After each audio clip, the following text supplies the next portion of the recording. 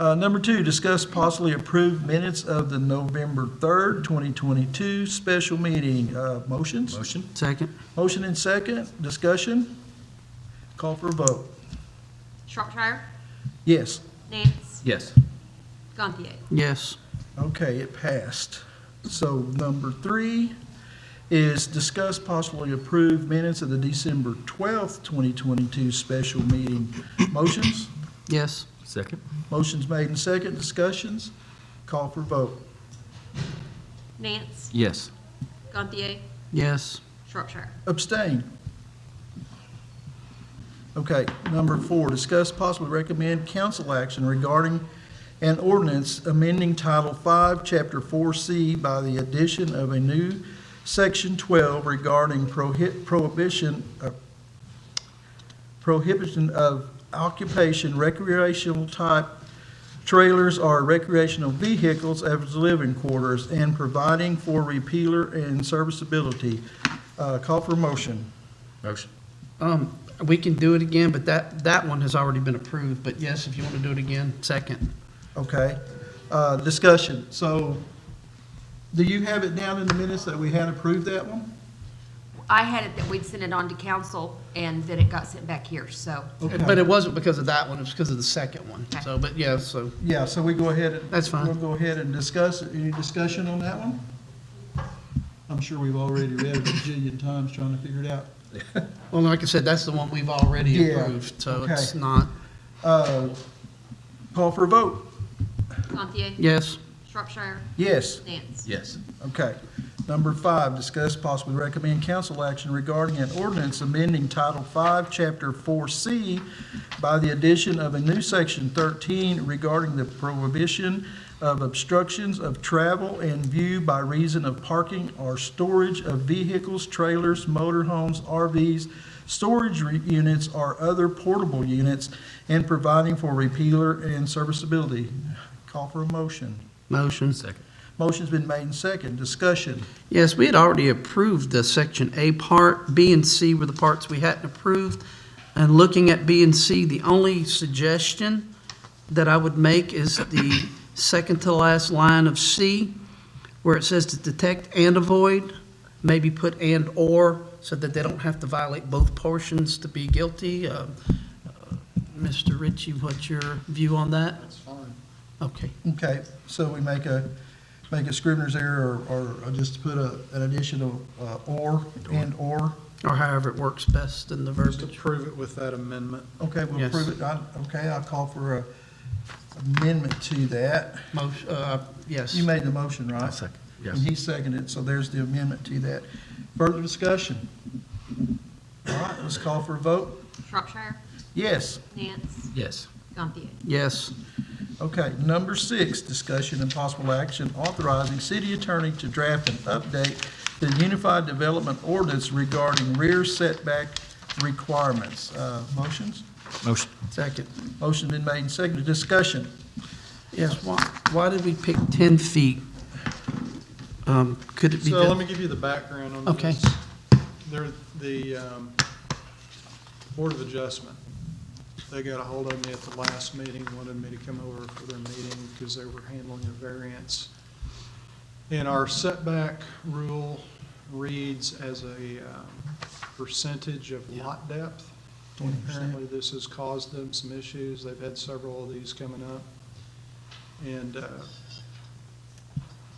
the indication from them and from Kenny was, why don't we just have a set distance as a rear setback requirement instead of this percentage thing? Because if you got a 250-foot lot or 200-foot lot, what is it, 20%? 20%, so that'd be 40 feet. If you have 100 foot, then it's only 20 feet.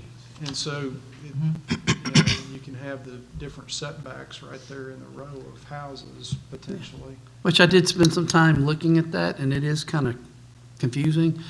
Specifically, my question, I know on the sides, the setback could be 5 feet. 3. Three for outbuildings or accessory buildings can be cut down to 3. Would it, Most of your houses now will be 5 to 10, depending on the zoning stuff on there. But this is just dealing with outback or outbuildings or accessory buildings. Now, if they have a living quarters in it, then it would still fall underneath our code, 10-2-4, which would still require the 20% because of the living quarters and stuff. As long as it's just a accessory building, storage building type thing, we picked the 10-foot, because we've told people in the past if they have a portable building, 10 foot from the rear lot line, they could put it there because it would be movable. They could hook onto it and move it if they needed to for some reason. But the reason that we're also wanting this is to have, save people money from going to the BOA to get it approved and everything, for setback, reducing that distance. And it which- would be a standard.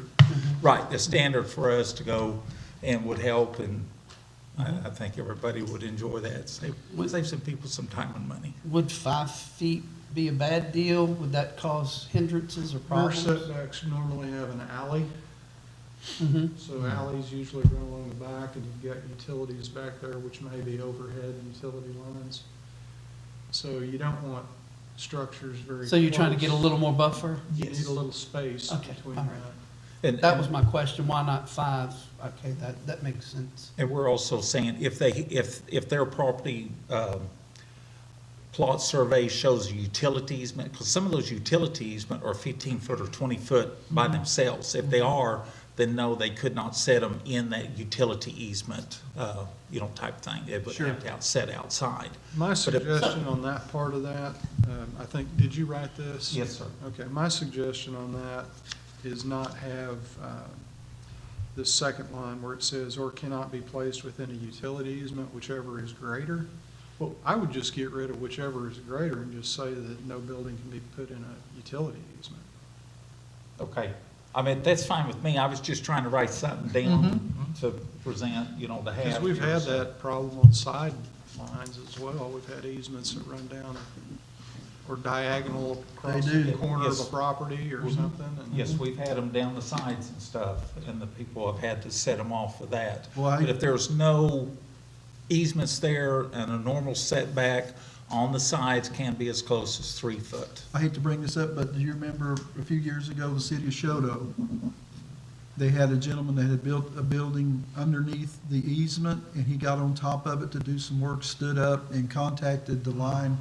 And I don't remember if it killed him, but it hurt him really bad.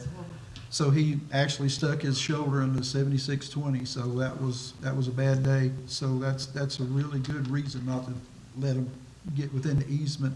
I don't know, the easement varies with the utility, whatever it is and everything. Yes, sir. So you'll just have to make sure that you're not under that. But if Cam, he recommends us to take that, whichever's greater out, Okay. that's fine with me. I just was wanting to try, Could I get an amendment to the motion? I mean, Who was the motion? Nance. that's, Okay. yeah, I'll amend it to remove whichever is greater. I'll second it, but Okay. I think he's getting the attorney's gonna draft it, so I think he's able to do that anyway with the Yeah. verbiage of the way the agenda item reads. Okay, I may have to do that in 2 separate ordinances, but okay, in any event, I'll get that okay. Yeah. done. Sounds good. I don't, Further discussion? Okay, let's call for a vote. Nance. Yes. Gantier. yes. Shropshire. Yes, okay. Our schedule next meeting, as needed, and, have a motion to adjourn. Motion. Motion's been made and seconded to adjourn. Call for a vote. Gantier. Yes. Shropshire. Yes. Nance. Yes.